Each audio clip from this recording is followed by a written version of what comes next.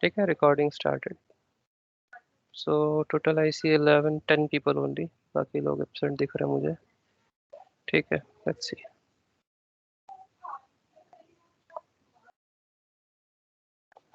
कल हमने बात की थी basically stages, right? Different stages in SAP project, कि कौन से स्टेज में क्या क्या होता है एक्टिविटी। ब्लूप्रिंटिंग में क्या होता है, डेवलपमेंट में क्या होता है। ब्लूप्रिंटिंग इज ऑल अबाउट स्कोपिंग, कि हमें काम क्या करना है वो डिसाइड करते हैं, राइट? कुछ डेवलपमेंट स्टार्ट नहीं करते हैं, सिर्फ डिसाइड करते हैं कि काम क्या होना है, दैट इज अ ब्लूप्रिंटिंग। फिर डेवलपमेंट आता है जहाँ पे आप काम करते हो, सॉफ्टवेयर की ट्यूनिंग करते हो। फिर टेस्टिंग आता है जहाँ पे आप खुद ही टेस्ट करते हो इंडिपेंडेंटली। उसके बाद आप खुद ही टेस्ट करते हो मिल के साथ में, राइट, अपने टीममेट्स के साथ। और फिर बिजनेस को बोलते हैं टेस्ट करने को, दैट इज यूएटी। यूएटी में क्या करते हैं? टेस्ट स्क्रिप्ट्स को रन करते हैं। टेस्ट स्क्रिप्ट मतलब टेस्टिंग किसको करनी है, क्या टेस्टिंग करनी है, किसको करनी है, वो सारी चीज़ें होती हैं। और टूल कौन सा यूज़ करते हैं? H P Q C, quality center and service now, कोई एक टूल यूज़ करेंगे वो लोग। अगर टेस्ट फेल हो गया तो डिफेक्ट रेस करेंगे और उस बंदे को काम करना होगा, फिर जो डेवलपमेंट का बंदा है उसको असाइन कर देंगे।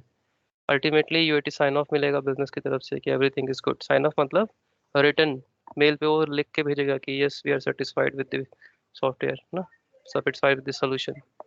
फिर आप जाओगे प्रोडक्शन सिस्टम में लेके चेंजेस को, राइट? प्रोडक्शन सिस्टम में जाने के बाद कट ओवर होगा। कट ओवर मतलब आपका डेटा, बिजनेस का डेटा आप सॉफ्टवेयर पे चढ़ाओगे। हमारे पास कस्टमर्स हैं, 1000 कस्टमर हैं, तो उन सबका डेटा चढ़ाओगे। 500 वेंडर्स हैं, उनका डेटा चढ़ाओगे। आपके पास बहुत सारे फिक्स्ड एसेट है, वो डेटा चढ़ाओगे। आपके बैलेंसेस क्या क्या है वो डेटा चढ़ाओगे, कितना कैश है, कितना फ्रेट एक्सपेंस है, कितना ये कितना वो। मटेरियल मास्टर डेटा चढ़ाओगे। फिर बहुत सारे चेंजेस होंगे जो मैनुअली करने पड़ते हैं, जो चेंजेस मूव नहीं होते हैं उनको डायरेक्टली प्रोडक्शन में करेंगे हम लोग। वो मैनुअल चेंजेस है कटोर का पार्ट। उसके बाद फिर गो लाइव, जिस दिन से बिजनेस यूज़ करना स्टार्ट करेगा। और उसके बाद फिर आप हाइपर केयर में चले जाओगे 2 महीने का, क्योंकि यहाँ बहुत सारे इश्यूज आएंगे तो आपको बहुत इंटेंस केयर देना पड़ेगा, राइट? कोई भी इशू आया फटाक से टीम पूरी असम्बल हो जाएगी, तो काम करना होगा। एंड देन उसके बाद 2 महीना हो गया तो प्रोजेक्ट स्टेबल हो गया। अब वो चला जाएगा सपोर्ट प्रोजेक्ट में। फिर से नया बिडिंग करेंगे, मतलब आरएफपी निकालेगी कंपनी, रिक्वेस्ट फॉर प्रपोजल, बहुत लोग बिड करेंगे, कंपनी किसी को फाइनलाइज करेगी। तो आज हम बात करेंगे सपोर्ट प्रोजेक्ट पे। क्योंकि आप लोग जब एसएपी में एंटर करोगे, मान लो इंटरव्यू दोगे कहीं पे, वहाँ शॉर्टलिस्ट हो जाएगा, ज्वाइन करोगे, तो देर इज़ अ 99% चांस कि आप सपोर्ट प्रोजेक्ट में ही काम करोगे। ठीक है, आप किसी डेवलपमेंट में हो सकता है ना मिले आपको, इम्प्लीमेंटेशन में ना मिले आपको, क्योंकि आप जूनियर लेवल पे हो, स्टार्ट कर रहे हो, तो you might be getting into support. ठीक है, तो हम बात करेंगे सपोर्ट प्रोजेक्ट में काम क्या होता है, कैसे होता है, कौन कौन लोग इन्वॉल्व होते हैं, टूल्स के अंदर क्या क्या चीज़ें होती हैं, राइट? तो we are talking about support project. अब देखो, जो हमारा चेंज मैनेजमेंट का प्रोसेस मैंने बताया था कि हम पहले डेवलपमेंट में चीज़ें करते हैं। Let me right it down again. मैं इसी पिक्चर को नीचे ले रहा हूँ।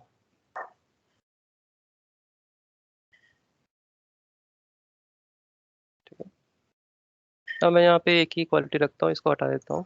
सिर्फ एक ही हम रखेंगे फिलहाल अपने, क्योंकि हम समझ चुके हैं कि मल्टीपल टेस्टिंग क्लाइंट होती है। सो मैं पिक्चर में सिर्फ एक ही रख रहा हूँ, मल्टीपल होते हैं रियलिटी में। और मैं इन सब चीज़ों को हटा रहा हूँ। ठीक है, डेवलपमेंट सिस्टम का एक्सेस किसको होता है? कंसल्टेंट्स को, जो लोग कॉन्फ़िगरेशन कर रहे हैं, चेंजेस कर रहे हैं। तो यहाँ मैं बोलूँगा कंसल्टेंट्स को एक्सेस है। कंसल्टेंट्स मतलब F I C O consultant, M M consultant, P P consultant, S D consultant, web consultant, basis consultant, right? सबको यहाँ का डेवलपमेंट का एक्सेस है। क्वालिटी सिस्टम में हम भी टेस्टिंग करने वाले हैं और बिजनेस भी टेस्टिंग करने वाला है। मतलब इसका एक्सेस दोनों को होगा। इसका एक्सेस कंसल्टेंट्स को भी होगा, साथ ही साथ एंड यूजर्स को भी होगा। मतलब बिजनेस एंड यूजर्स को भी होगा, तो क्योंकि वो लोग भी तो टेस्टिंग करेंगे। यूएटी यहीं पे तो होनी है। और प्रोडक्शन का एक्सेस कंसल्टेंट्स को केवल डिस्प्ले का होगा, केवल डिस्प्ले का। एक्सेस 3 टाइप के होते हैं, सॉरी एक्सेस 2 टाइप के होते हैं। एक होता है डिस्प्ले एक्सेस और एक होता है एडिट एक्सेस ना। डिस्प्ले का मतलब सिर्फ आप चीज़ों को देख सकते हो, कुछ उसमें एडिट नहीं कर सकते, राइट? कुछ ट्रांजेक्शन नहीं कर सकते। तो यहाँ पे प्रोडक्शन सिस्टम में ट्रांजेक्शन कौन करता है? बिजनेस करता है। तो बिजनेस को ट्रांजेक्शनल एक्सेस है। ट्रांजेक्शनल एक्सेस मतलब बिजनेस ट्रांजेक्शन्स कर सकता है। ट्रांजेक्शनल एक्सेस टू बिजनेस मतलब वो लोग सेल्स ऑर्डर क्रिएट करेंगे, परचेज ऑर्डर क्रिएट करेंगे, मटेरियल मास्टर बनाएंगे, सॉरी, मटेरियल ट्रांजेक्शन करेंगे तो बहुत सारे ट्रांजेक्शन कर सकते हैं, तो दैट इज ट्रांजेक्शनल राइट्स। और कंसल्टेंट्स को क्या होगा, केवल व्यू एक्सेस या फिर डिस्प्ले एक्सेस टू कंसल्टेंट्स। हम कुछ कर नहीं सकते, हम जाके सिर्फ सिस्टम में देख सकते हैं कि क्या किया हुआ है, राइट। हमें ट्रांजेक्शन करने का एक्सेस नहीं होगा कि ये तो प्रोडक्शन सिस्टम है, यहाँ तो बिजनेस यूज करेगा। कंसल्टेंट्स तो केवल उसको देख सकेंगे बस। जेव्हा कट करेल ना कॉल तेव्हा एकदम मोठा आवाज येईल ना। म्यूट पे चले जाओ प्लीज। ठीक है, तो transactional access to sorry transactional access to business, ठीक है, and display access to consultants. और यहाँ पे दोनों को एडिट एक्सेस है, दोनों को ट्रांजेक्शनल एक्सेस है, कंसल्टेंट्स को भी एंड यूजर को भी। और यहाँ पे सिर्फ कंसल्टेंट्स को एक्सेस है और किसी को नहीं, ठीक है, क्योंकि यहाँ पे कुछ ट्रांजेक्शन्स नहीं होते हैं। ट्रांजेक्शन्स केवल यहाँ होते हैं टेस्टिंग के लिए, और यहाँ होते हैं जो एक्चुअल बिजनेस में ट्रांजेक्शन हो रहा है वो, राइट।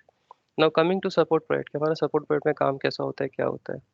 नाउ लेट्स सपोज कि प्रोडक्शन सिस्टम जो है हमारा ऑलरेडी वहाँ पे एसएपी चल रहा है, ठीक है, इम्प्लीमेंट हो चुका है, हाइपरकेयर हो चुका है, सब कुछ हो चुका है, ऑलरेडी चल रहा है। लेकिन ये जो टाटा मोटर्स के एम्प्लॉयज़ हैं उनको फिर भी स्ट्रगल तो होगा ही, क्योंकि उनके लिए एसएपी तो नया है, राइट। वो एसएपी के चैंपियंस तो है नहीं, उनको अभी भी स्ट्रगल होगा, तो उनको बहुत सारे इश्यूज आएंगे। सो इफ आई से कि ये मेरा टाटा मोटर्स है, let me just copy this picture, ठीक है, ये टाटा मोटर्स है and I will take this in house also, ठीक है। नाउ टाटा मोटर्स से कितने एम्प्लॉय हैं, मैं बोलता हूँ कि टाटा मोटर्स के let's say 4 lakh employees, let's suppose 4 lakh और 2 लाख एम्प्लॉयज, ठीक है, 2 लाख एम्प्लॉयज हैं जो एसएपी यूज कर रहे हैं डे टू डे एक्टिविटी के लिए। उनकी इन हाउस आईटी टीम, मतलब ये लोग एसएपी के एक्सपर्ट है, उन्होंने कुछ 10-12 लोगों को लेकर के एक इन हाउस टीम बना ली आईटी की। वो लोग एसएपी एक्सपर्ट हैं बट गिनती के लोग हैं, गिनती के मान लो 10 लोग हैं, 10, ठीक है ना, गिनती के 10 लोग हैं इन हाउस में, दे आर एक्सपर्ट्स बट 10 ही हैं। और ये जो एम्प्लॉयज है 2 लाख, वो डेली कुछ ना कुछ चैलेंजेस फेस कर रहे होंगे, वो उनको बहुत सारे इश्यूज आ रहे होंगे, तो वो लोग क्या करेंगे, वो लोग प्रॉब्लम फेस करेंगे तो उनको हेल्प चाहिए। अब हेल्प चाहिए तो ये जो आईटी के एक्सपर्ट है ये लोग हेल्प करेंगे, इन हाउस आईटी जो है उनकी आईटी डिपार्टमेंट। लेकिन इसमें कुल मिला के 10 ही लोग हैं, 10 लोग 2 लाख लोगों को सपोर्ट नहीं कर पाएंगे, राइट। मान लो इनमें से, इन 2 लाख में से कुछ 2,000 लोगों को प्रॉब्लम हुई, ठीक है, कुछ तो इशू हुआ उनको, 2,000 लोगों को या 1,000 लोगों को, तो ये 10 लोग वो 1,000 लोगों का काम कैसे देखेंगे एक साथ, राइट, मुश्किल है। तो इन हाउस आईटी टीम बहुत ज़्यादा नॉलेज है, सब कुछ है, but they are very few in number, उनके ऊपर वर्कलोड बहुत ज़्यादा हो जाएगा, तो वो नहीं देख सकते, 2 लाख लोगों को सपोर्ट नहीं कर सकते। तो क्या होगा कि डिसीजन लिया जाएगा कि एक काम करते हैं, हम सपोर्ट प्रोजेक्ट देते हैं किसी को, किसी प्रोवाइडर को। तो प्रोवाइडर मतलब, तो ये लोग क्या करेंगे, ये लोग आरएफपी निकालेंगे, राइट।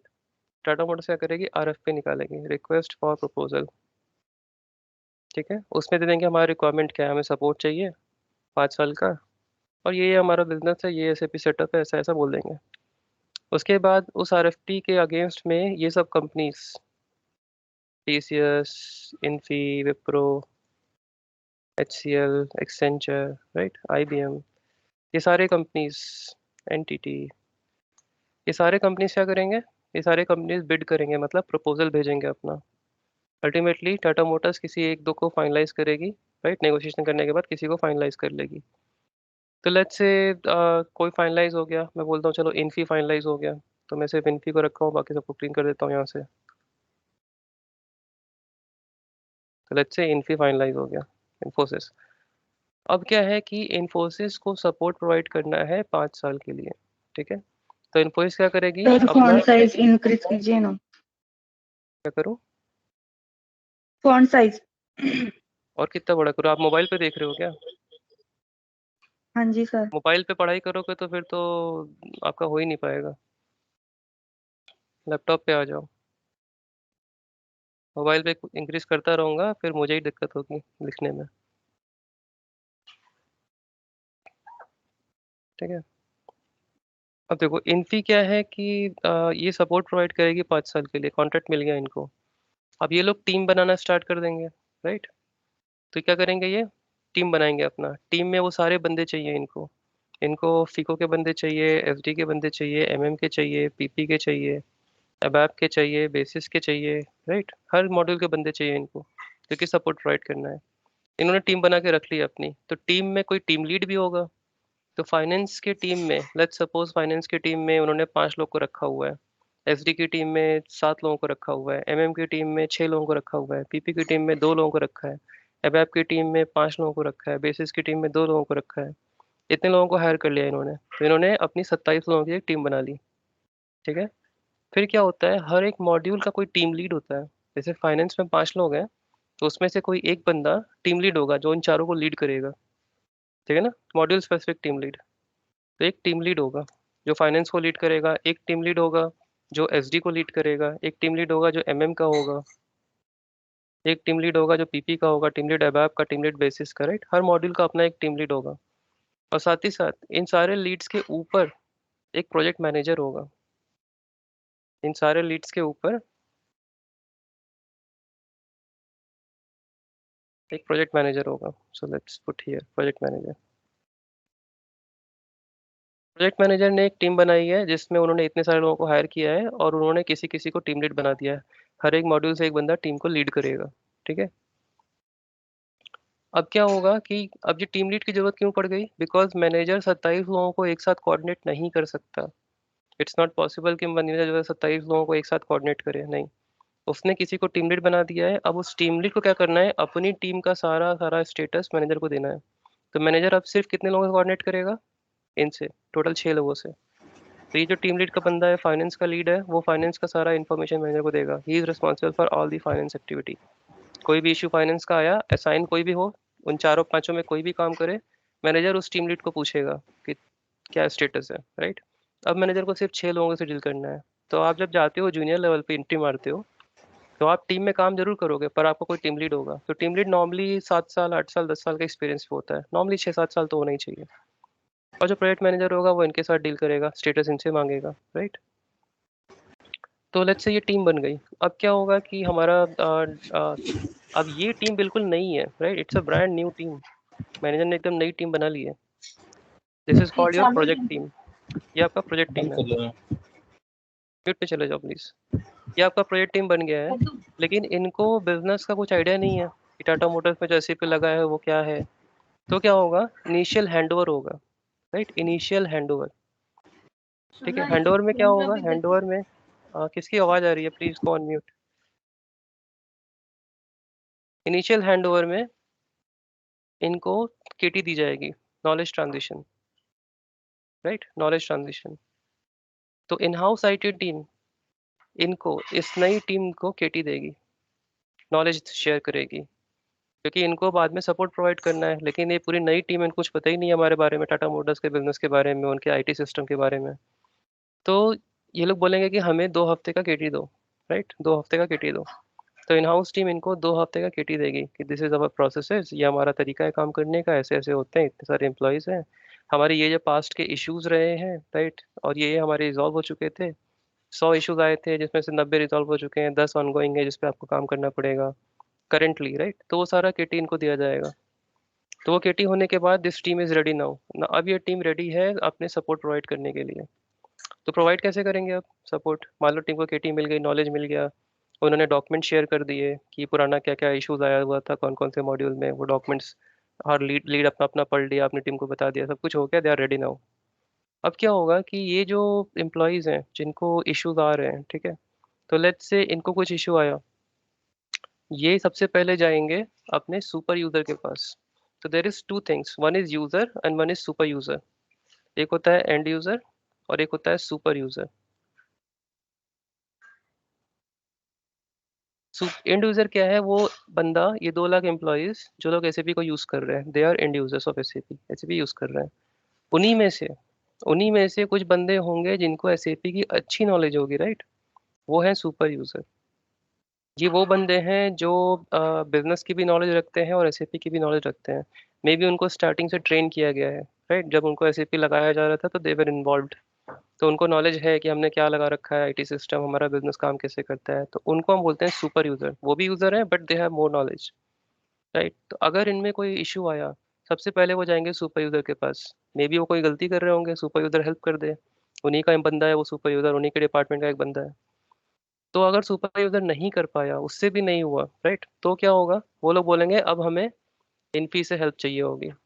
तो हेल्प कैसे मांगेंगे, तो हेल्प मांगने का तरीका ये है कि वो लोग एक मेल लिख के भेजेंगे, राइट। वो एक मेल भेजेंगे कि this is the issue we are facing, और वो पूरा डिस्क्रिप्शन लिखेगा उस पे इशू का, क्या एग्जैक्टली इशू है, और स्क्रीनशॉट लगा देगा इशू का, प्रॉब्लम क्या आ रही है, और मेल भेज देगा। वो मेल आएगा कहाँ पे, वो मेल आएगा इनपी के पास, राइट। तो मेल किसको करेंगे वो लोग, जब मेल भेजेंगे तो कहाँ भेजेंगे, किसी बंदे को नहीं भेजेंगे। जब मेल भेजेंगे तो एक डिलीवरी लिस्ट को भेजेंगे, मतलब सारे ईमेल आईडी उसमें जुड़े हुए हैं। ये जो टीम है इसका एक डिलीवरी लिस्ट होगा, जिसको हम डीएल बोलते हैं। डीएल, इन शॉर्ट डीएल, इसका फुल नेम होता है डिलीवरी लिस्ट। Delivery list. तो ये जो,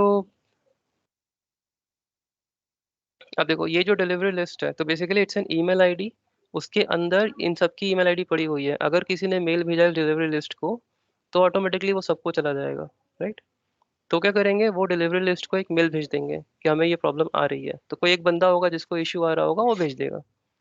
अब वो मेल आ गया नाउ, अब क्या होगा कि इस टीम में प्रोजेक्ट मैनेजर ने जो टीम बनाई है, इसमें इसने फर्दर टीम को डिवाइड कर दिया है, ठीक है। ये जो कंप्लीट टीम था, इसको फर्दर उसने डिवाइड कर दिया, लेट्स से उसने 3 लेवल में बांट दिया टीम को।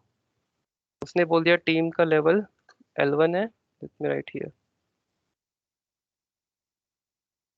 लेवल 1,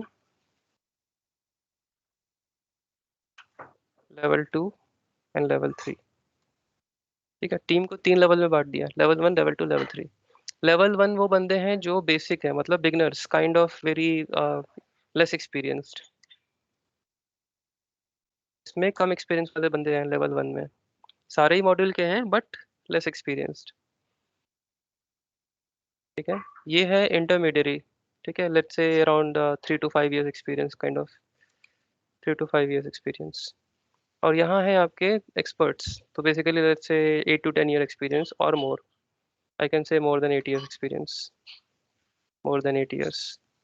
ठीक है, तो लेवल 1 में उन्होंने कुछ बंदों को रख लिया, लेवल 2 में कुछ बंदों को रख लिया, और लेवल 3 में कुछ बंदों को रख लिया।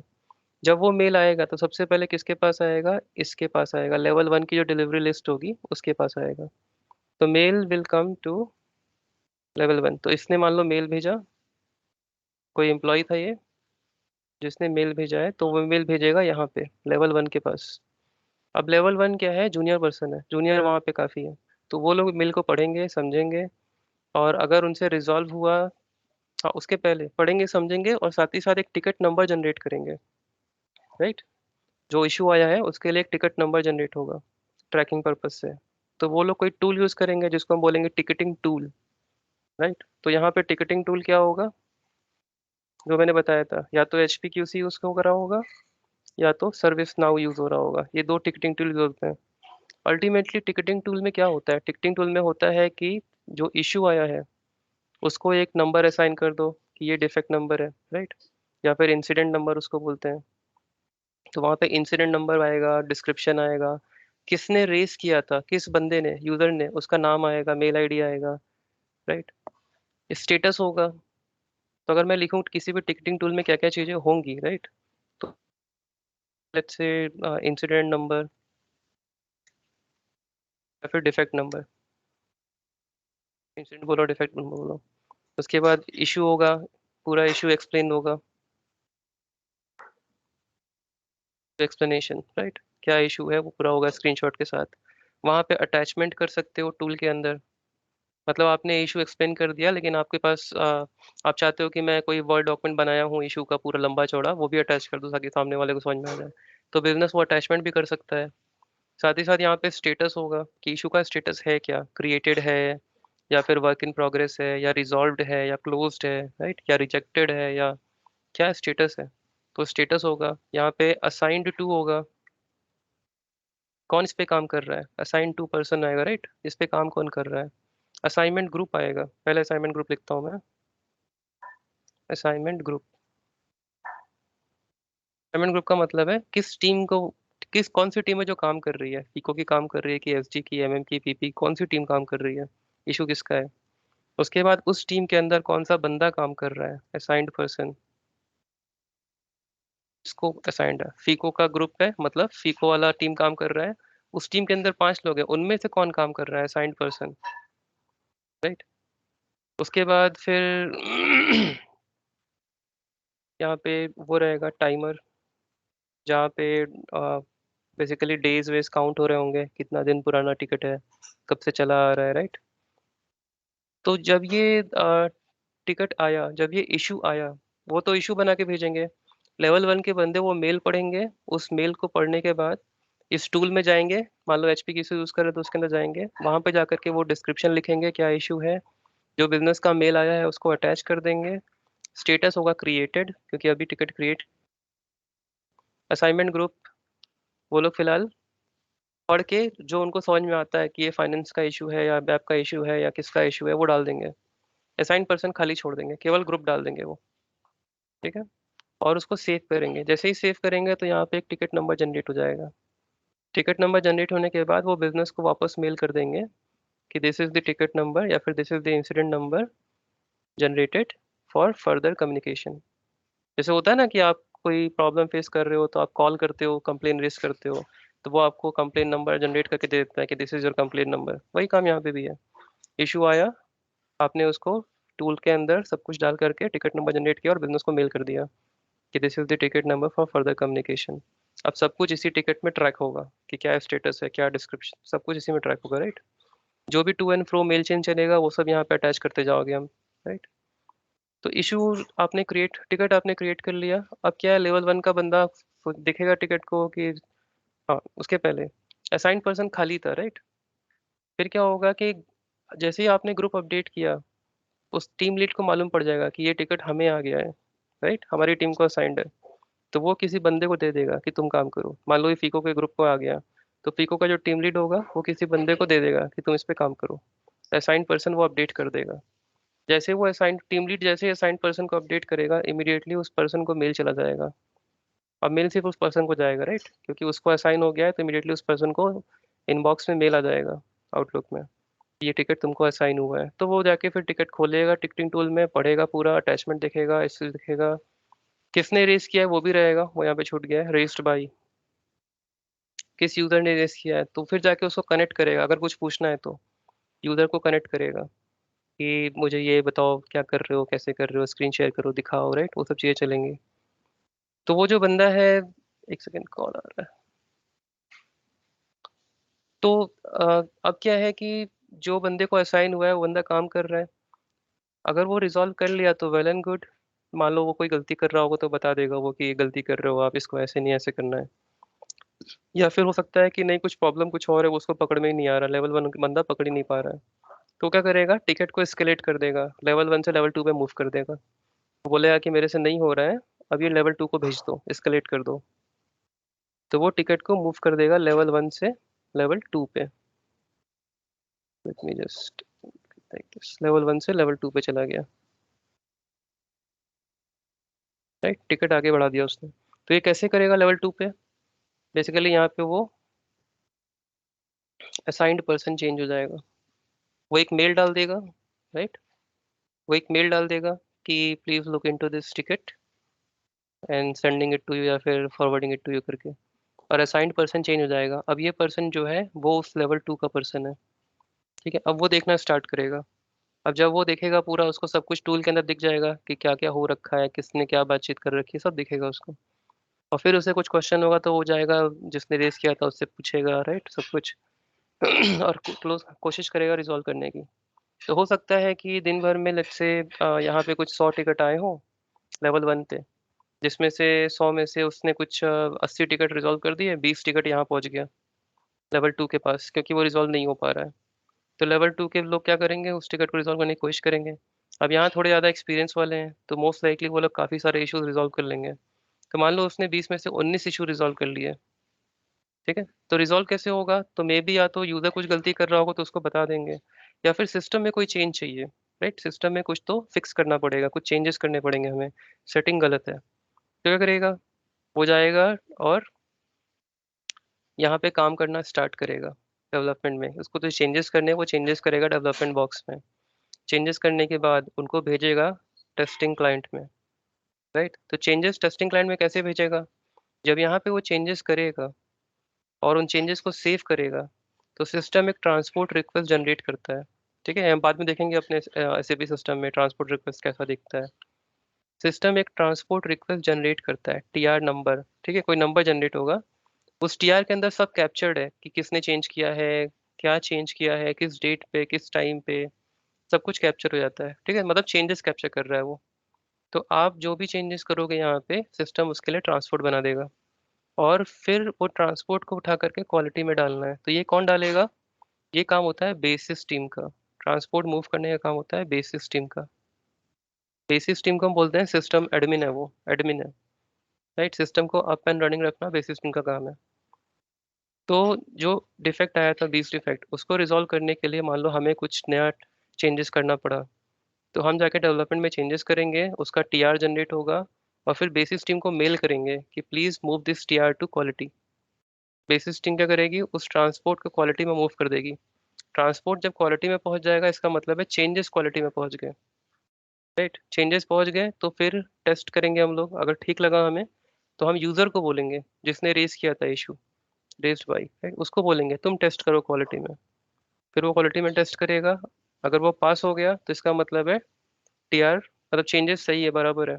अब उसको प्रोडक्शन में मूव करना हो सकता पड़ेगा हमें, राइट, हम प्रोडक्शन में मूव कर सकते हैं। तो बेसिकली चेंजेस क्वालिटी में आ गए तो हम उसको मेल डालेंगे, पहले हम खुद टेस्ट कर लेंगे चल रहा है कि नहीं चल रहा है, अगर मैं दिखा कि चल रहा है फिर हम बिजनेस को बोलेंगे, यूजर को, कि तुम टेस्ट करो क्योंकि तुमने रेस किया था डिफेक्ट।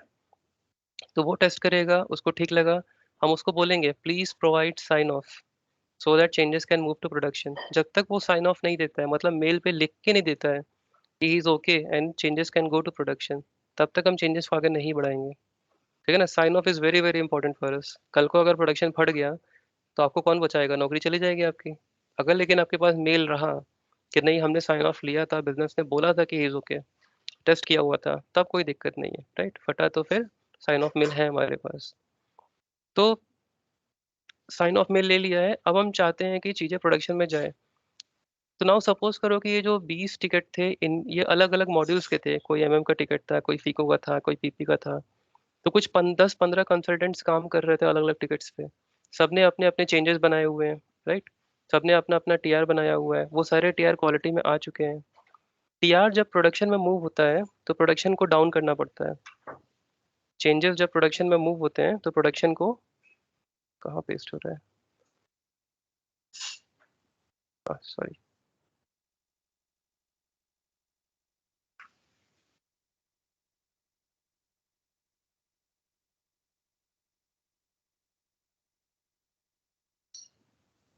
ठीक है। चेंजेस जब प्रोडक्शन में मूव होते हैं तो प्रोडक्शन को डाउन करना पड़ता है थोड़ी देर के लिए। इसका मतलब है हम हर टाइम प्रोडक्शन में नहीं बेच सकते।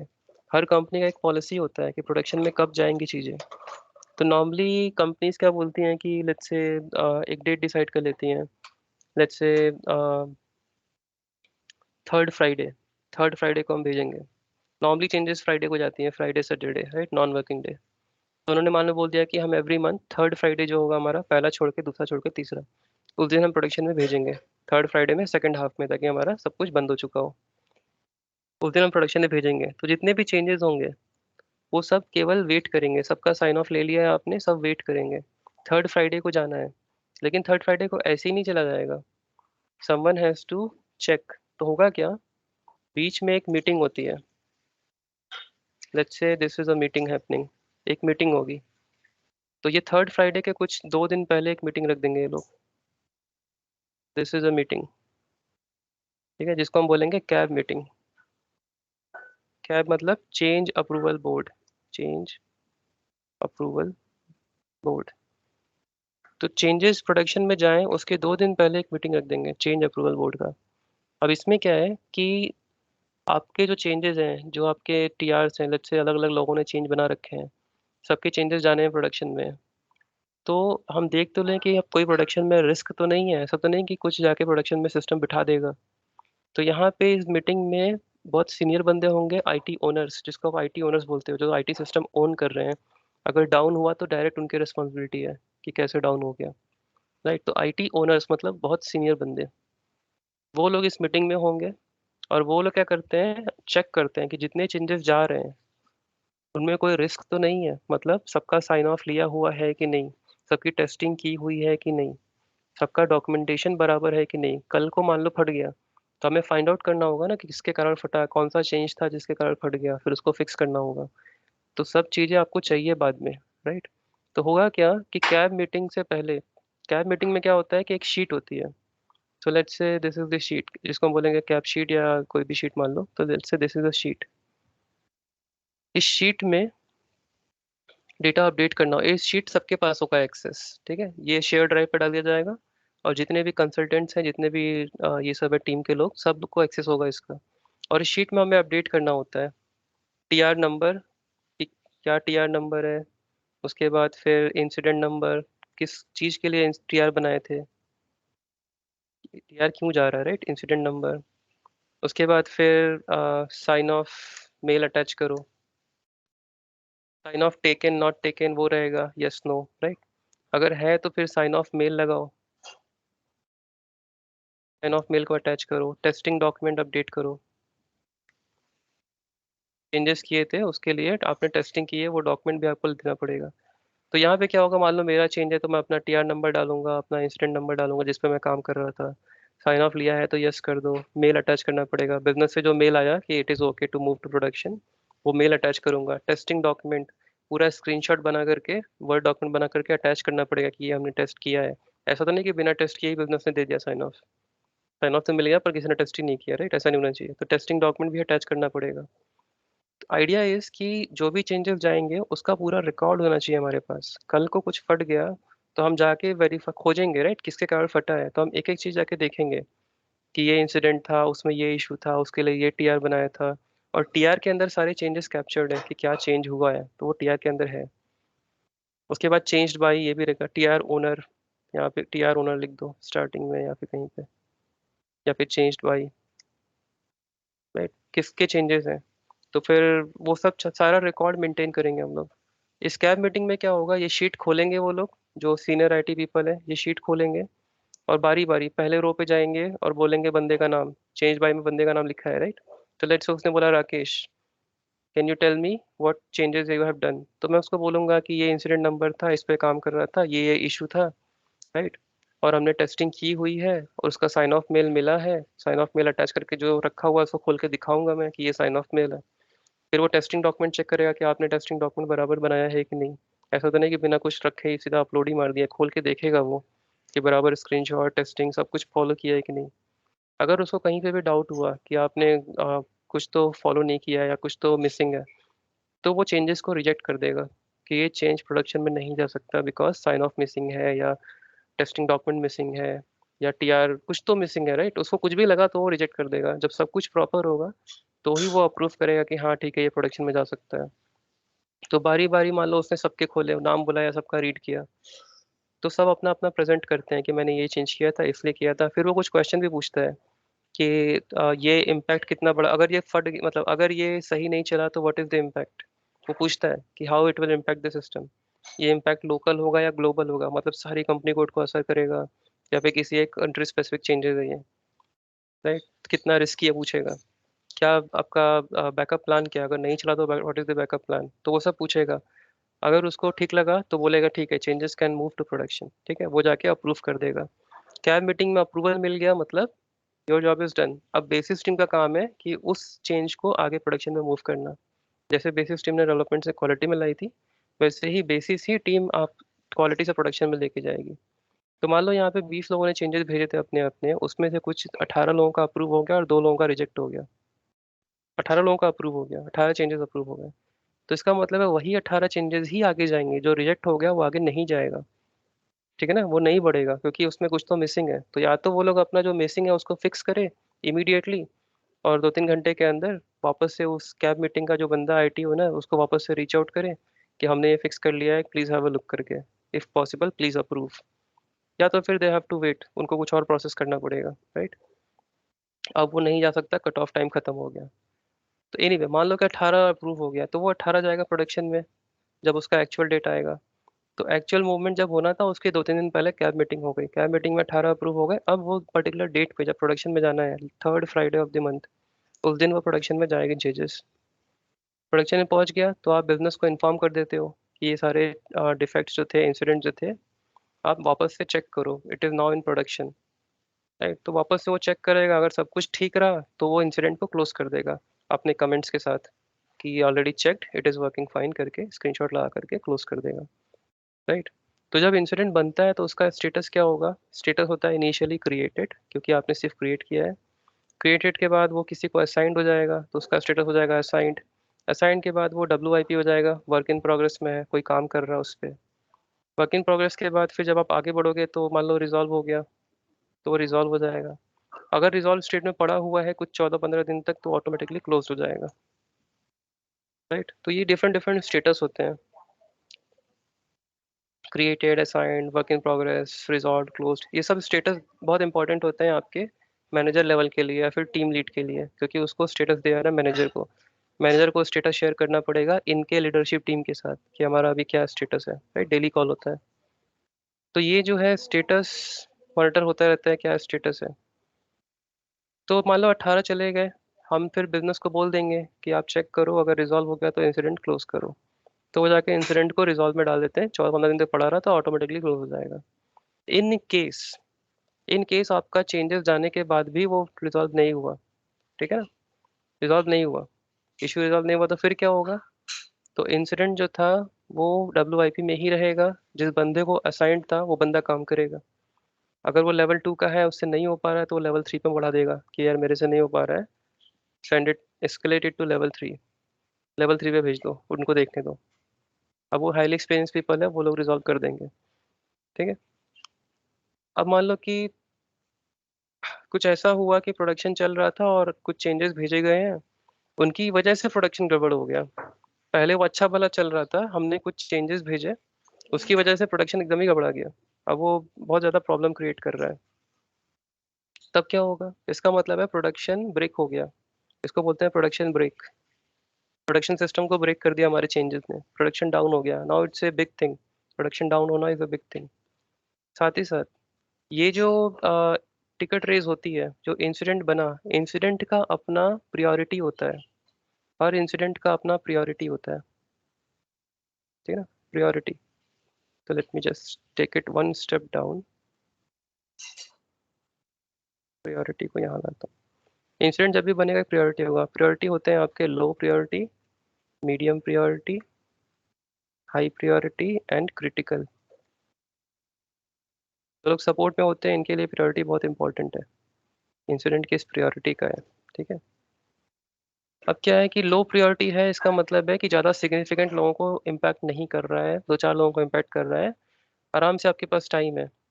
तो होता क्या है कि जब टाटा मोटर्स ने कॉन्ट्रैक्ट दिया था इन्फोसिस को, तो कॉन्ट्रैक्ट में there is something called SLA। है ना, जब कॉन्ट्रैक्ट दिया था there is something called SLA, service level agreement. मैं इसको बोलता हूँ सर्विस लेवल एग्रीमेंट। मैं इसको थोड़ा सा इधर लाऊंगा।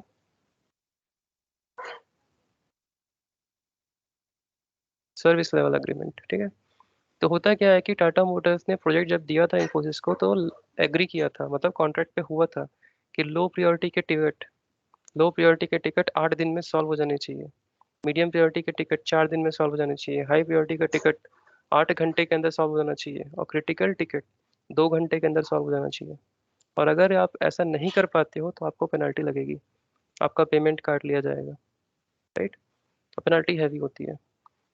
तो प्रायोरिटी अगर लो है तो नो नीड टू बादर, ना आप कुछ चिंता करते हो ना बिजनेस चिंता कर रहा है। लो प्रायोरिटी है तो आराम से काम करो। मीडियम है तो yes you need to bother, आपको 4 दिन के अंदर क्लोज करना है, टिकट को रिजॉल्व करना है। राइट। तो आपको फटाफट काम करना है। हाई है तो फिर पूरी टीम एक साथ आ जाएगी, मैनेजर आपको चेस करेगा, फोन करेगा, कॉल करेगा, 4 घंटे के अंदर रिजॉल्व करना है हमको, इट्स हाई प्रायोरिटी। 4 घंटे या एक दिन मान लो, रिजॉल्व करना है आपको, it's very high priority. Critical जो है, क्रिटिकल का मतलब क्या है कि प्रोडक्शन सिस्टम जो है फट गया, आपका जो प्रोडक्शन सिस्टम है वो फट गया, मतलब इट्स वेरी क्रिटिकल नाउ, आपका काम ही नहीं हो पा रहा, बिजनेस है स्टॉप्ड। क्रिटिकल का मतलब है बिजनेस है स्टॉप्ड, बिजनेस चल ही नहीं पा रहा, एक दिन नहीं चला तो मतलब करोड़ों का नुकसान। तो क्रिटिकल को आपको 2 घंटे के अंदर फिक्स करना है इशू को। उस समय तो फिर जो प्रोजेक्ट मैनेजर से जो ऊपर के लोग हैं वो सब इन्वॉल्व हो जाएंगे, आपका डिलीवरी लीड, आपका सीनियर डिलीवरी हेड, आपका zonal head, right, service level head, वो सारे इन्वॉल्व हो जाएंगे अगर क्रिटिकल टिकट आया तो। ठीक है ना। तो उस समय प्रेशर बहुत हाई होता है, क्रिटिकल टिकट आया मतलब इट्स वेरी ह्यूज प्रेशर, फटाफट काम करना है आपको, सारे सब लोग कॉल पे आएंगे और फटाफट रिजॉल्व करना होगा, और हो भी जाता है क्योंकि सब लोग साथ में हैं। क्या किया है हमें पता ही है। तो अब ये प्रायोरिटी डिसाइड कैसे होता है? जब बिजनेस आपको मेल भेजेगा वो तो हमेशा हाई प्रायोरिटी लिख के भेजेगा, चिंदी सा इशू होगा तो भी वो हाई प्रायोरिटी लिख के भेजेगा क्योंकि उसने पैसे पे करने हैं, राइट। वो ये बंदे देखते हैं कि प्रायोरिटी क्या होना चाहिए, लेवल वन वाला बंदा देखता है क्या होना चाहिए। अगर उसको लगता है यार इम्पैक्ट तो कुछ नहीं है, तो वो हाई क्यों लिख के भेजा है? तो हम उसको वापस लिख के भेजते हैं कि can you please tell us the business impact, we don't think it should be high, it should our understanding it should be low. तो वो खुद ही एग्री कर जाते हैं, okay fine make it low, right. या फिर हमें लगता है कि यार ये क्रिटिकल लिख के भेज रहा है जबकि इसको मीडियम होना चाहिए, तो हम वापस उसको लिख के भेजते हैं please provide business justification why it is critical, right, it should B medium. तो फिर वो सब आप लिख के उसको भेजोगे तो आप करेक्ट प्रायोरिटी, आपकी जिम्मेदारी हो जाती है कि यहाँ करेक्ट प्रायोरिटी हो, अदरवाइज अननेसेसरी प्रेशर आ जाएगा। तो ये जो प्रायोरिटी सेट हो गई उसके हिसाब से काम करना है। तो लेवल टू अगर नहीं कर पा रहा है तो उसके पास टाइम लिमिटेड है, वो आगे बढ़ा देगा चीज़ों को लेवल थ्री के पास। अब लेवल थ्री का बंदा जो है वो काम करेंगे, राइट, वो लोग सीनियर बंदे हैं, वो लोग काम करेंगे। उनसे अब ऐसा हो सकता है, क्वाइट पॉसिबल, कि यहाँ पे इनके पास दो टिकट आए थे। होता है ऐसा कि सारे टिकट रिजॉल्व नहीं हो पा रहे हैं, कोई एक टिकट है जो हो ही नहीं पा रहा है रिजॉल्व। वो 8 साल का बंदा या 18 साल का बंदा या 28 साल एक्सपीरियंस का बंदा रिजॉल्व नहीं कर पा रहा है, बिकॉज ये प्रॉब्लम नॉलेज की नहीं है, ये प्रॉब्लम एसएपी सॉफ्टवेयर की है। एसएपी के सॉफ्टवेयर में बग है, एसएपी के सॉफ्टवेयर में प्रॉब्लम है। तो हम जो चाह रहे हैं वो हो ही नहीं रहा है, राइट। सॉफ्टवेयर में बग आ गया तो कोई कंसल्टेंट उसको रिजॉल्व नहीं कर सकता, राइट। फिर क्या होगा? अगर सॉफ्टवेयर में प्रॉब्लम आ गया है तो हम जाएंगे उसके पास जिसका सॉफ्टवेयर है, तो will go to SAP, will reach out to SAP itself. हम एसएपी को रीच आउट करेंगे, so let's say this is our SAP, और एसएपी को बोलेंगे तुम्हारे सॉफ्टवेयर में बग है, अब हमें इसका सोल्यूशन दो।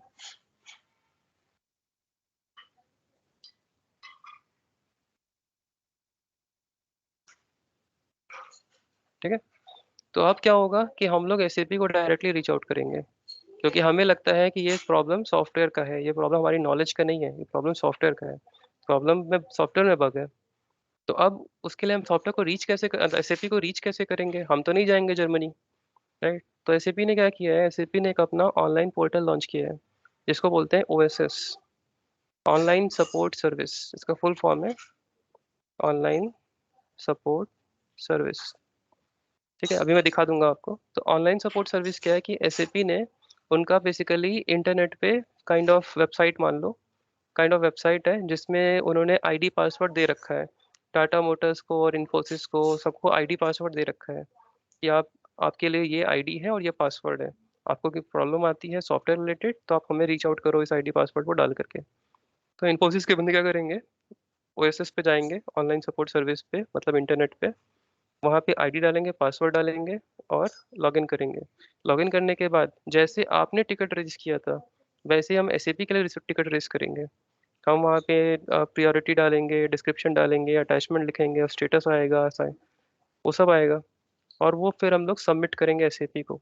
अब वो टिकट एसएपी को दे रहे हैं हम लोग, तुम काम करो। तो एसएपी क्या करेगी, उस टिकट को लेगी, फिर उसको देखेगी, फिर किसी को असाइन करेगी, फिर वो बंदा उस पर कम बैक करेगा। अब जो भी कम्युनिकेशन चलेगा इसी इंटरनेट पोर्टल के थ्रू चलेगा। ठीक है। जैसे यहाँ पे सर टिकटिंग टूल था, वहाँ इंटरनेट पोर्टल है। तो वहाँ पे वो लोग उसको अपडेट करेंगे कि हम इसको फिक्स कर रहे हैं। फिक्स करने के कई तरीके होंगे, या तो वो कोई स्टेप्स दे देंगे कि आप ये स्टेप्स फॉलो करो, या तो फिर सॉफ्टवेयर में बग है तो वो लोग बोलेंगे हम प्रोग्राम को अपडेट कर देते हैं। वो क्या करेंगे, कोडिंग लिख के भेज देंगे, मतलब कोई पैचेस बोलते हैं उसको, हम लोग सर्विस नोट बोलते हैं बेसिकली, सर्विस नोट।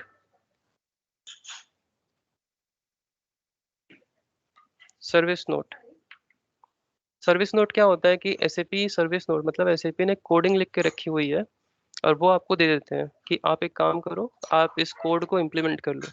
जैसे होता है ना फोन में आप अपडेट्स करते हो, नए ओएस अपडेट हो जाता है, पैचेस अपडेट करते हो, कंप्यूटर को अपडेट करते हो, वैसे ही यहाँ पे एसएपी सॉफ्टवेयर को भी अपडेट होता है। तो वो लोग सर्विस नोट इशू करते हैं।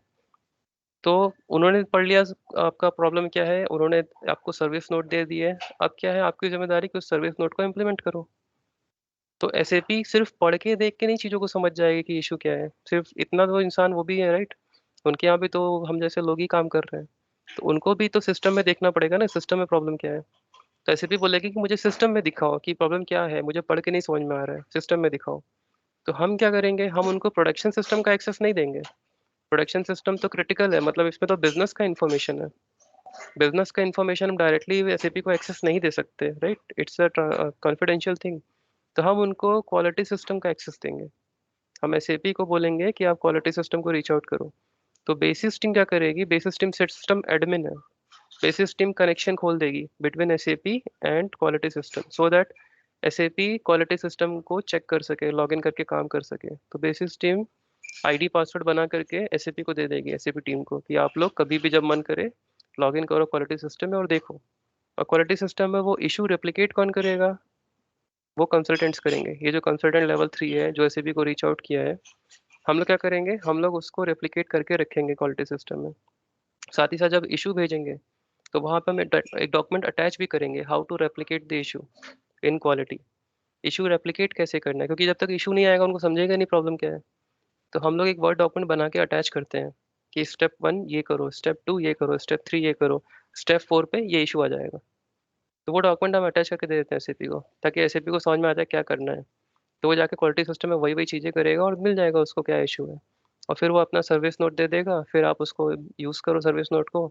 या तो सॉफ्टवेयर अपडेट होगा या कुछ तो करना होगा, और फिर वो इशू रिजॉल्व होना चाहिए। अगर सॉफ्टवेयर में बग नहीं है, आपको लगता है बग है, हमारे कंसल्टेंट्स को लगता है बग है, हमने भेजा लेकिन एसएपी ने बोला नहीं सॉफ्टवेयर में कोई बग नहीं है, आप गलती कर रहे हो, राइट। तो उस केस में एसएपी हमें बता देगा क्या गलती कर रहे हो आप, राइट, क्या आप उल्टा पुल्टा कर रहे हो, आपको बता देगा। लेकिन अगर आपने, अगर सॉफ्टवेयर में बग है, अगर मान लो कि आपने कुछ कर रखा है, अपने सॉफ्टवेयर में कुछ कर रखा है, सॉफ्टवेयर का इशू नहीं है पर आपने कुछ उल्टा पुल्टा कर रखा है, आपने गलत कोडिंग लिख रखी है, राइट, कुछ तो उल्टा पुल्टा कर रखा है, तो सॉफ्ट एसएपी आपको हेल्प नहीं करेगा। एसएपी बोलेगा नहीं हमारा सॉफ्टवेयर बराबर काम कर रहा है, ये आपने अपने सिस्टम में कुछ उल्टा पुल्टा कर रखा है उसकी वजह से हो रहा है, तो एसएपी हाथ खड़े कर देगा। एसएपी बोलेगा नहीं हम सपोर्ट नहीं करेंगे, ये आपका क्रियाधारा है, हमारे सॉफ्टवेयर का नहीं, हमारा सॉफ्टवेयर बराबर चल रहा है, आपने कुछ उल्टा पुल्टा कर रखा है वो आप देखो, हम हेल्प नहीं करेंगे। ठीक है ना। तो उस केस में एसएपी हाथ खड़े कर देगा, फिर आपको देखना है। तो फिर अगर ऐसा है सॉफ्टवेयर में कोई इशू नहीं है तो फिर कंसल्टेंट्स कर ही लेंगे। नहीं हो पाएगा तो बाहर से लाएंगे कंसल्टेंट्स, किसी और को पकड़ेंगे ज़्यादा एक्सपीरियंस को जिसने फेस किया हो इशू ये वाला। तो वो मिलजुल के अपन कर ही लेते हैं, ठीक है। तो ये अप्रोच होता है। तो सपोर्ट में L1 टीम है जहाँ जूनियर रिसोर्सेज हैं, L2 टीम है जहाँ इंटरमीडिएट है, L3 है जहाँ हाईली एक्सपीरियंस्ड है, एसएपी भी है आपके पास, अगर कुछ नहीं हो पा रहा तो एसएपी को भी भेजा जा सकता है कि इशू आ गया तो सॉफ्टवेयर में बग है अगर, right. And this is the flow, ticket आएगा L1 के पास, L1 जनरेट करेगा, फिर L2 के पास, फिर L3 के पास, राइट। L1 को चेंज करने का एक्सेस नहीं होता, L1 डेवलपमेंट सिस्टम में कुछ चेंजेस नहीं कर सकता। They can only read the ticket, they can only generate the ticket in the tool, और दे कैन ओनली गाइड। वो सिस्टम में कुछ चेंजेस नहीं कर सकते, लेकिन L2 L3 सिस्टम में चेंजेस कर सकते हैं, टीआर जनरेट कर सकते हैं। L1 टीआर जनरेट नहीं करेगा। तो L1 का मेजर काम यही होता है कि जब इश्यूज आए तो उसको टिकट नंबर जनरेट करो, प्रॉपरली सब मेंटेन करो, that is the major work. और अभी चीज़ें ऑटोमेशन में चली गई हैं तो L1 का काम बहुत कम हो गया है। सब चीज़ें ऑटोमेट हो गई हैं, मेल आते ही टिकट अपने आप जनरेट हो जाता है। टूल इतना ऑटोमेटेड है कि अपने आप ही टिकट जनरेट कर देता है। तो L1 जहाँ पे पहले चाहते थे, मतलब पहले टीम बड़ी होती थी, अब बहुत छोटी टीम होती है, ऑटोमेटिक हो रखा है सब कुछ। बट येस L2 L3 अभी भी है, L2 L3 अभी भी है, राइट, क्योंकि लोग तो चाहिए ही काम करने के लिए। तो यहाँ पे L1 L2 L3 में क्यों बांटा, व्हाट इज द रीजन। बांटने का मतलब ये भी है कि मान लो दिन भर में 100 टिकट आए, अगर मैं नहीं बांटता हूँ, ठीक है, तो ये जो 100 टिकट आ रहे हैं, ये होगा कि ये पूरी टीम उस 100 टिकट पे काम कर रही है, राइट, ऐसा माना जाएगा ये पूरी टीम 100 टिकट पे काम कर रही है। लेकिन जब मैं इसको बांटता हूँ तो मुझे मालूम पड़ता है यार 100 टिकट में से तो 80 टिकट बहुत ही चिंदी लेवल के थे जिसको तो प्रेशर भी सॉल्व कर दिया। 20 टिकट थे जिनको 20 में से 19 टिकट तो इसने सॉल्व कर लिया, 18 टिकट मिड लेवल पे, केवल दो ही टिकट थे जो कॉम्प्लेक्स थे, जो हायर लेवल लोग इन्वॉल्व हुए। तो हम एक काम करते हैं ना, कंपनी बोलेगी एक काम करते हैं ना, प्राइसेस उसी हिसाब से पे करेंगे हम L1 में जितने लोग हैं उनको कम रेट ऑफ बिलिंग लगाएंगे, L2 में है तो उनको थोड़ा ज़्यादा रेट लगाएंगे, L3 के लिए हाई रेट रहेगा लेकिन वहाँ लोग ही कम रखेंगे, तो वो पैसे बचा सकते हैं, राइट। ये बोलने के बजाय कि 27 लोग काम कर रहे हैं, हम ये दिखा सकते हैं कि हायर लेवल पीपल केवल दो ही हैं हमारे पास, मीडियम लेवल पीपल हमारे पास कुछ 8-10 हैं, लो लेवल पीपल हमारे पास थोड़े हैं। राइट। तो आप चीज़ों को प्राइसिंग नेगोशिएशन के लिए इसको टीम बांट दिया जाता है L1 L2 L3, ताकि बिजनेस इसको नेगोशिएट करता है। और अभी चीज़ें और एडवांस हो गई हैं, कोई ज़रूरी नहीं है कि ये तीनों लेवल एक ही कंपनी में हो, इन्फी में ही हो। टाटा मोटर्स बोल सकता है कि लेवल 1 सपोर्ट हम लोग एक काम करते हैं, डेल को दे देते हैं, let's give it to del.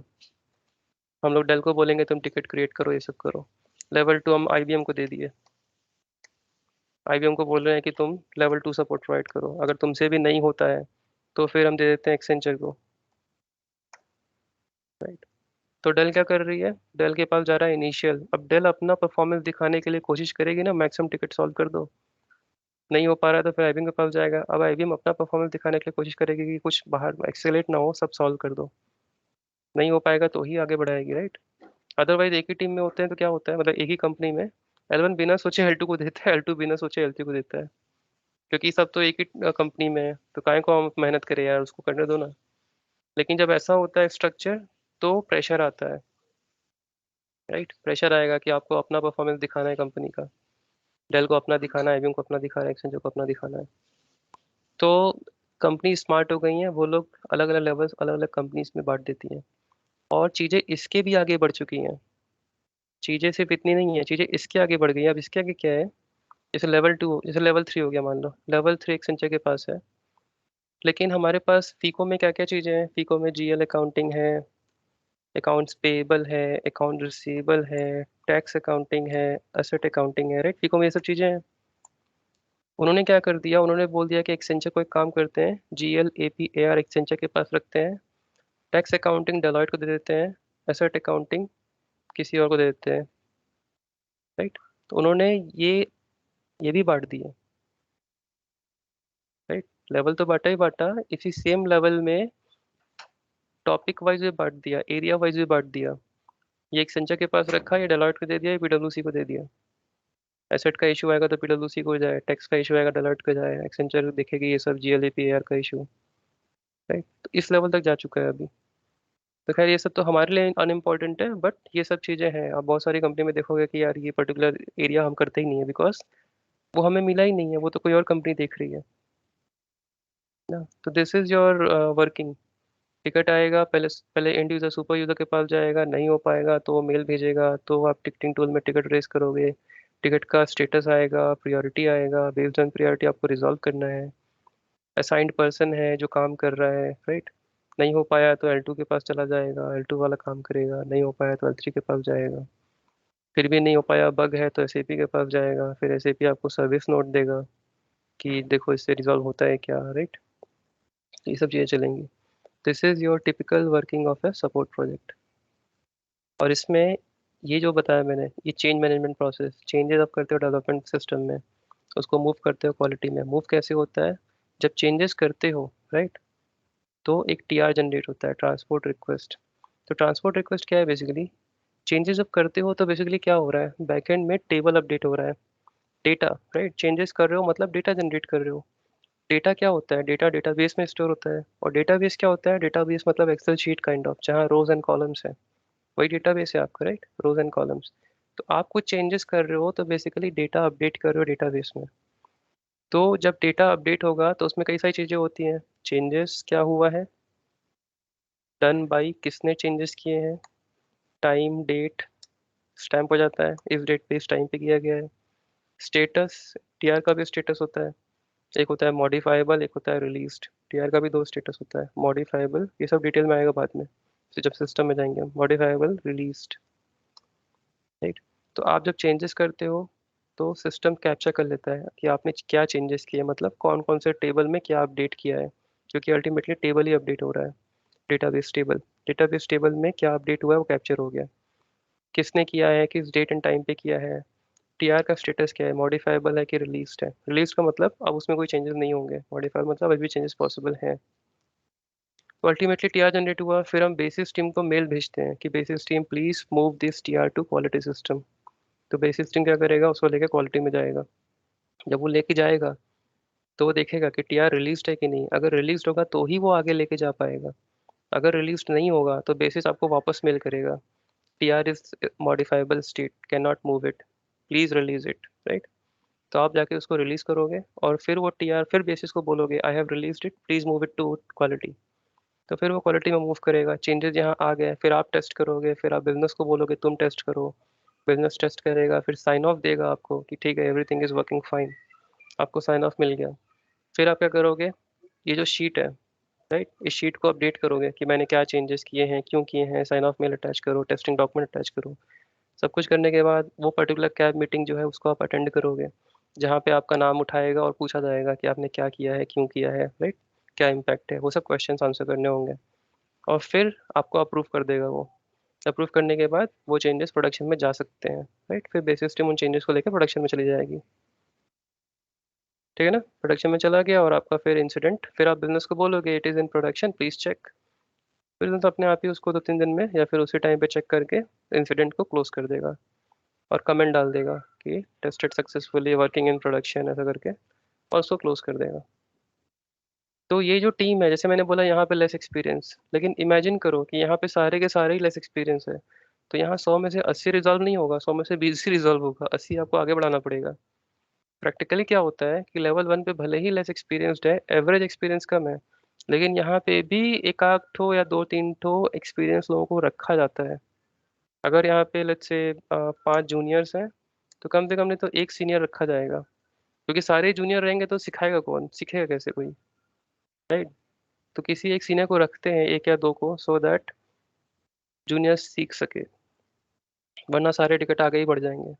Mid level बोलते हो 3 to 5, लेकिन यहाँ पे भी कुछ सीनियर्स रहते हैं ताकि आप सीख सको, राइट, वरना आगे 20 में से 18 आगे बढ़ जाएगा, दो ही रिजॉल्व कर पाओगे। तो यहाँ पे भी थोड़े मिक्स रखते हैं सीनियर जूनियर।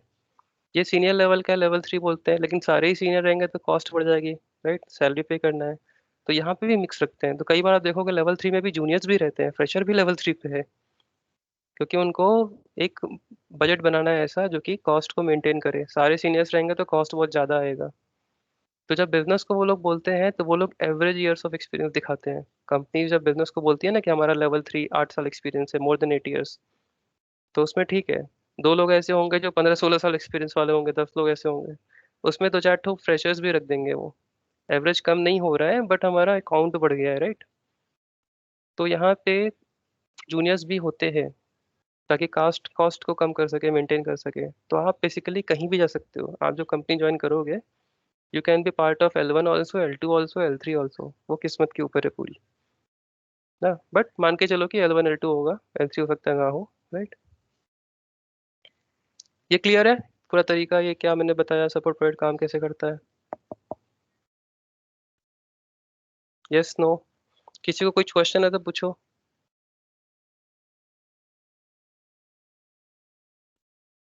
यस सर हाँ, टिकटिंग कुछ टूल का बोलिए ना।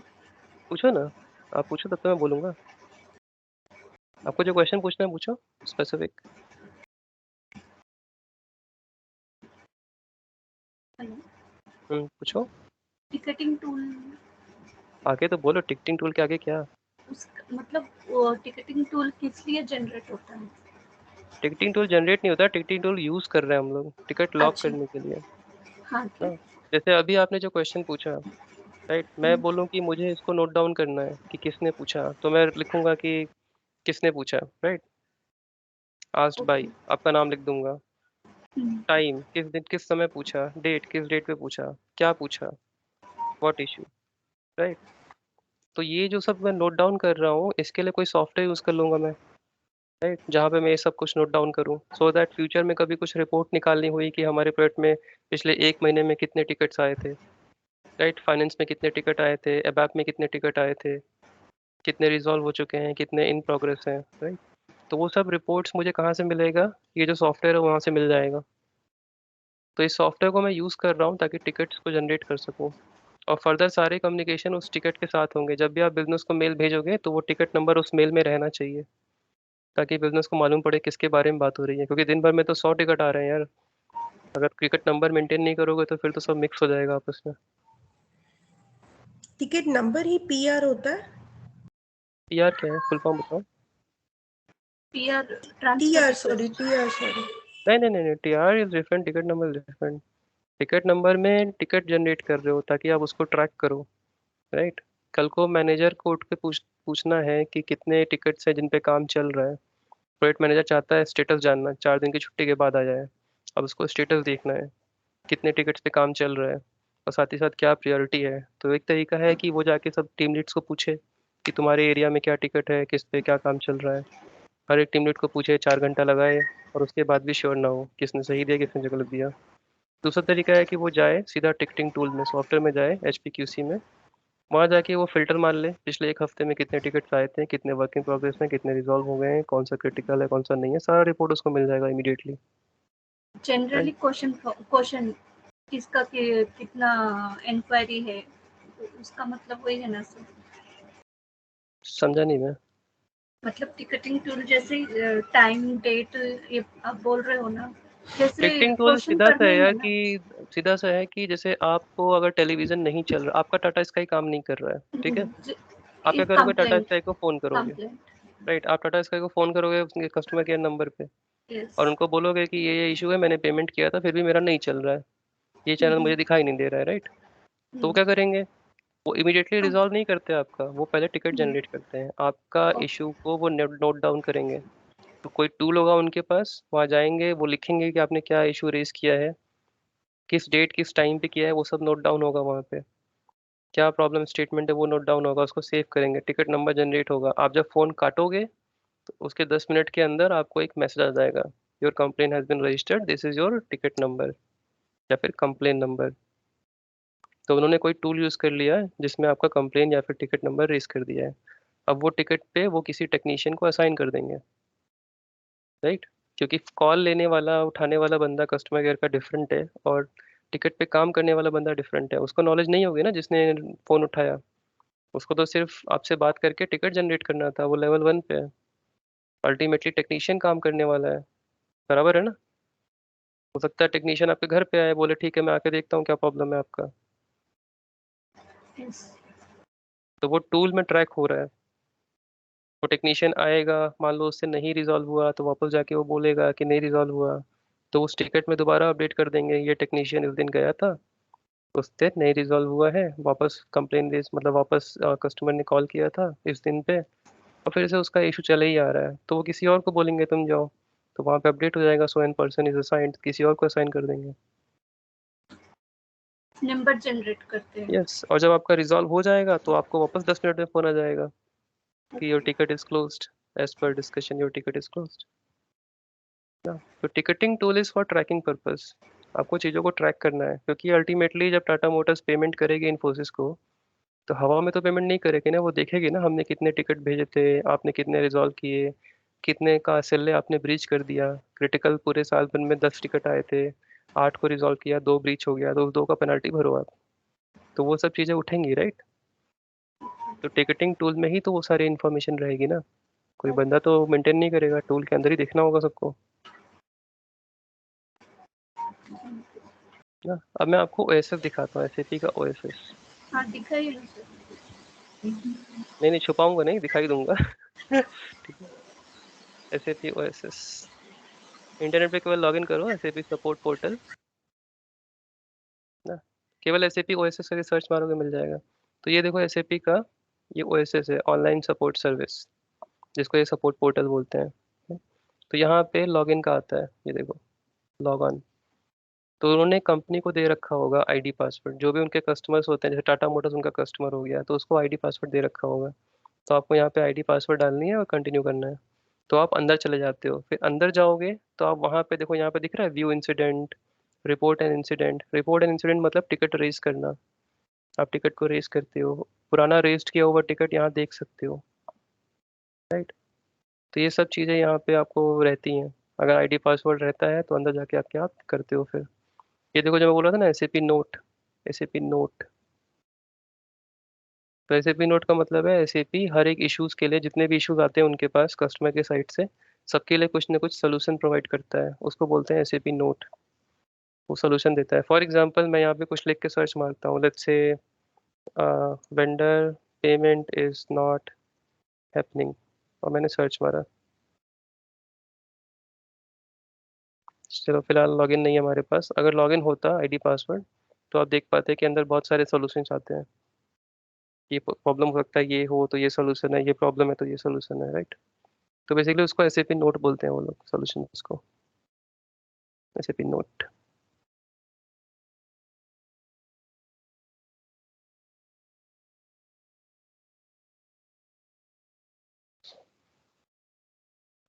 ठीक है ना, आज के लिए इतने ही रखेंगे अपन, बट ये सर चीजें आप, हाँ बोले।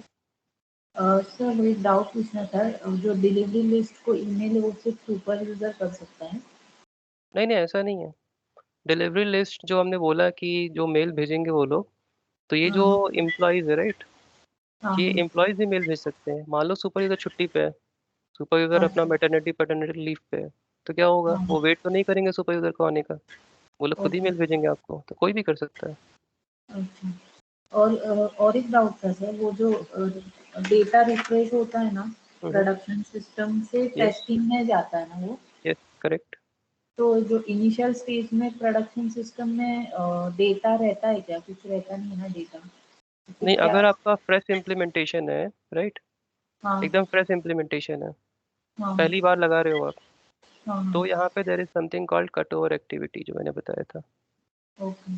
कट ओवर एक्टिविटी में डेटा ही तो चढ़ाते हैं प्रोडक्शन सिस्टम में, तो प्रोडक्शन अच्छा सिस्टम में डेटा रहता है, जब रिफ्रेश करोगे तो वो डेटा क्वालिटी में आ जाएगा।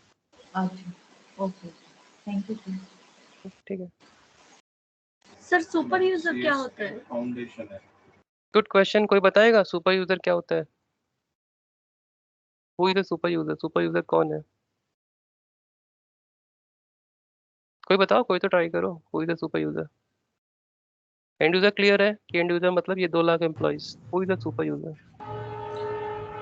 The one who sir can I? uses the product and have knowledge of SAP. Correct, मतलब टाटा मोटर्स से ही रहेगा and he would be having knowledge of SAP. Right. He's अब मैं super थोड़ा user. सा इसी चीज को एग्जांपल के साथ बताता हूँ, सो दैट आपके दिमाग में बैठ जाए। फॉर एग्जांपल लेट्स से ये मेरी कंपनी है, this is my company name is tech concept hub. ठीक है, टेक कंसेप्ट हब।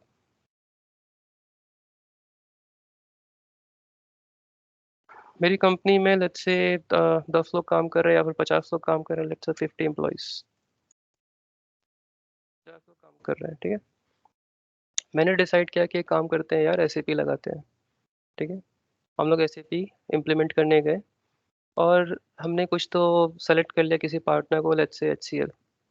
एचसीएल हमारा इम्प्लीमेंटेशन पार्टनर जो हमारे कंपनी के लिए एसएपी लगाएगा। ठीक है, तो एचसीएल के अपने कंसल्टेंट्स होंगे, गुड, वो लोग को सॉफ्टवेयर आती है, एसएपी आती है, सब कुछ आती है, बहुत बढ़िया।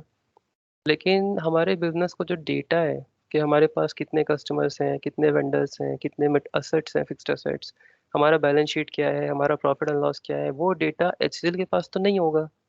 वो डेटा तो हमारे ही पास है, राइट, बिजनेस का डेटा तो हमारे हमारे ही पास है। मैंने क्या किया, अपने इस 50 एम्प्लॉय में से कुछ 2 एम्प्लॉयज़ को, ठीक है, 2 जो मेरे अच्छे एम्प्लॉयज़ हैं, जो काफ़ी लंबे टाइम से मेरे साथ काम कर रहे हैं, जिनको बिजनेस की अच्छी नॉलेज हो चुकी है, उन 2 एम्प्लॉयज़ को बोला कि यार एक काम करो, तुम दोनों एचसीएल के साथ मिलके काम करो ना। तो मैंने एचसीएल को इन्फॉर्म कर दिया है कि मेरे साइड से ये 2 एम्प्लॉयज़ हैं, आपको जो भी हेल्प चाहिए, जो भी इन्फॉर्मेशन चाहिए, ये 2 लोग आपको प्रोवाइड करेंगे। ठीक है, तो एचसीएल को कुछ भी क्वेश्चन पूछना होगा हमारे बिजनेस के रिलेटेड, तो वो इन 2 एम्प्लॉयज़ को रीच आउट करेगा। तो एचसीएल क्या करेगा, इनके साथ क्लोज कनेक्शन रखेगा, क्लोज कोऑर्डिनेशन रखेगा, और जितनी भी इन्फॉर्मेशन चाहिए होगी ताकि एसएपी इंप्लीमेंट करने के लिए, वो इन 2 एम्प्लॉयज़ से मांगेगा। और ये 2 एम्प्लॉयज़ को मैंने बोल दिया है, ठीक है, कि तुम लोग इनको इन्फॉर्मेशन प्रोवाइड करो, उनको जो चाहिए आप लोग प्रोवाइड करो। अल्टीमेटली क्या होगा, 6 महीने साल भर ये इम्प्लीमेंटेशन चलेगा, लेट्स सपोज ये 2 एम्प्लॉयज़ उस पूरे ड्यूरेशन में इन्वॉल्व्ड हैं, जो भी हो रहा है वो लोग इन्वॉल्व्ड हैं, जो भी टेस्टिंग हो रही है ये 2 लोग इन्वॉल्व्ड हैं। बाकी 48 लोगों को मैंने कुछ नहीं बोला है, सो दे आर फ्री, वो इसमें इन्वॉल्व ही नहीं है इम्प्लीमेंटेशन, वो अपना काम कर रहे हैं। ये 2 लोग इस चीज़ में इन्वॉल्व हैं, पूरे एंड टू एंड इन्वॉल्व हैं। At the end of implementation ये 2 लोगों के पास ही सबसे ज़्यादा नॉलेज होगी, वो 48 के पास नहीं होगी, रिलेटेड टू एसएपी, क्योंकि वो 48 लोग यहाँ इन्वॉल्व ही नहीं थे, ये 2 लोग ही इन्वॉल्व थे, राइट। तो ये मेरे 2 लोग हो गए सुपर यूजर, यूजर हैं but they are having super knowledge, क्योंकि वो लोग थ्रू आउट इम्प्लीमेंटेशन में इन्वॉल्व थे एचसीएल के साथ, तो उनको पूरी नॉलेज है कि एचसीएल ने क्या सेटअप किया है, हम लोग कैसे कैसे आईटी सेटअप किए हैं, उनको फुल नॉलेज है, तो they are now super user. तो इन 48 लोगों को, इन 48 लोगों को कभी कोई इशू आया तो मैं बोलूंगा ना कि इन दोनों लोगों को जाके पूछो, इनके पास ऑलरेडी नॉलेज होगी। तो वो 48 यूजर्स हो गए, ये 2 सुपर यूजर हो गए। अब अगर इनसे भी नहीं हो रहा तो ऑब्वियसली हम जाएंगे अपने सपोर्ट पार्टनर के पास। अभी क्लियर है सुपर यूजर क्या होता है? हेलो? Yes, हाँ sir. Yes. Yes sir. Oh, sign up. And user भी बता दीजिए। क्या एंड यूजर? एंड यूजर वो है, वो हर एक इंसान जो एसएपी यूज कर रहा है। टाटा मोटर्स में अगर एसएपी लगी है, उनके 2 लाख एम्प्लॉय हैं, तो वो 2 लाख एम्प्लॉय का मैं बोलूंगा वो सब एंड यूजर्स हैं। जो लोग भी एसएपी यूज कर रहे हैं, चाहे कैसे भी, चाहे 2 घंटा बिता रहे हो, चाहे 2 मिनट बिता रहे हो, अगर वो एसएपी यूज कर रहे हैं 2 मिनट के लिए भी, तो वो एसएपी के एंड यूजर्स हो गए। तो कंपनी के हर एम्प्लॉय एंड यूजर हो गए अगर आपकी कंपनी में एसएपी लगा है तो। अब मैं एक टर्मिनोलॉजी लिख रहा हूँ, उसका मतलब बताना मुझे। ये क्वेश्चन आप लोगों के लिए है, लेट्स सी आप कैसे बताते हो। IT landscape, IT landscape and bandwidth. ये थोड़ा फनी है, इससे कुछ लेना नहीं है एसएपी का, फिर भी मैं पूछ रहा हूँ। बैंडविड्थ, एक टर्मिनोलॉजी हो गया बैंडविड्थ, और एक टर्मिनोलॉजी हो गया आईटी लैंडस्केप। किसी को पता है बैंडविड्थ का मतलब क्या होता है? या आप जब कंपनी में काम करने जाओगे ना, तो इन चीज़ों को बार मुझे बार पता सुनोगे। है। हाँ बोलो।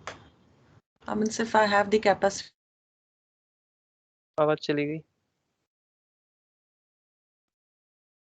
वॉइस चली गई आपकी, may be network issue. hello. हाँ बोलो। So I was saying like, if I have any capacity to take additional work, or what is my current capacity? बराबर है, देखो बिल्कुल सही हाँ, बोला। बैंडविड्थ का मतलब है अवेलेबल टाइम, आपके पास टाइम है क्या? तो वो टाइम है बोलने के बजाय वो बोलते हैं तुम्हारे पास बैंडविड्थ है क्या। राइट, ये थोड़ा फनी हो जाता है कि ये बैंडविड्थ क्यों बोल रहा है यार, सीधा सीधा टाइम पूछना ना, टाइम है कि नहीं है। तो बैंडविड्थ इज लाइक, थोड़ा जार्गन है वो आईटी का, कंपनीज का, कि डू यू हैव बैंडविड्थ, ऐसा पूछते हैं। आप सोचोगे पता नहीं क्या मांग लिया, राइट। तो बेसिकली वो आपका टाइम मांग रहा है, आपके पास टाइम है क्या। तो मेरे साथ ये ऐसा हो गया था कि मैं इन्फी में था और मेरा कुछ नया नया प्रोजेक्ट था। ऐसे भी मैं नया ही घुसा था, मैं फ्रेशर था, और कुछ 2 महीने बीत चुके थे ट्रेनिंग के। और उसके बाद हमें कुछ तो प्रोजेक्ट असाइन नहीं हुआ था, खाली था मैं। और इन्फी में वो था कि एक छोटा सा रूम था, मीटिंग रूम, उसके अंदर कंप्यूटर्स लगे हुए थे, और मैं और एक वो बंदी थे, हम लोग बातें कर रहे थे ऐसे बैठ के, वो भी खलीट मैं भी खलीट। और कोई तो टीम लीड आया, और वो आके मेरे को पूछा कि Rakesh do you have bandwidth. मैं बोला नहीं। उसके बाद फिर वो थोड़ा बाहर गया, और फिर कुछ 15 सेकंड के बाद वापस आया, राकेश खाली हो क्या? मैं बोला यस। तब मुझे समझा अच्छा बैंडविड्थ का मतलब ये होता है कि वो आपका टाइम पूछ रहा है। तो ये जार्गन्स होंगे जो आपको धीमे धीमे आईटी कंपनी में मालूम पड़ेंगे, बैंडविड्थ का मतलब क्या है, आईटी लैंडस्केप क्या है। ना this is good, IT landscape क्या है?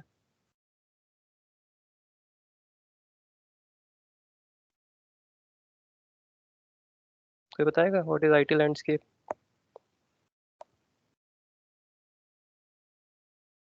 देखो आईटी लैंडस्केप का मतलब होता है ये, this is your IT landscape.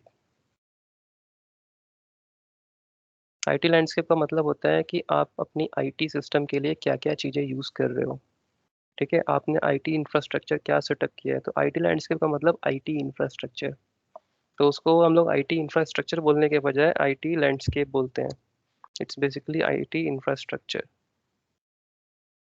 For example मेरे टीसीएच का आईटी इंफ्रास्ट्रक्चर की बात करोगे, तो we have let's say servers हमारे पास, राइट। हमारे पास क्वालिटी और डेवलपमेंट ऐसा बॉक्स तो नहीं है, but we have website, we have YouTube channel,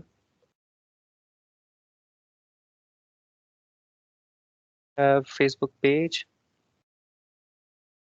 we have LinkedIn profile, LinkedIn company page,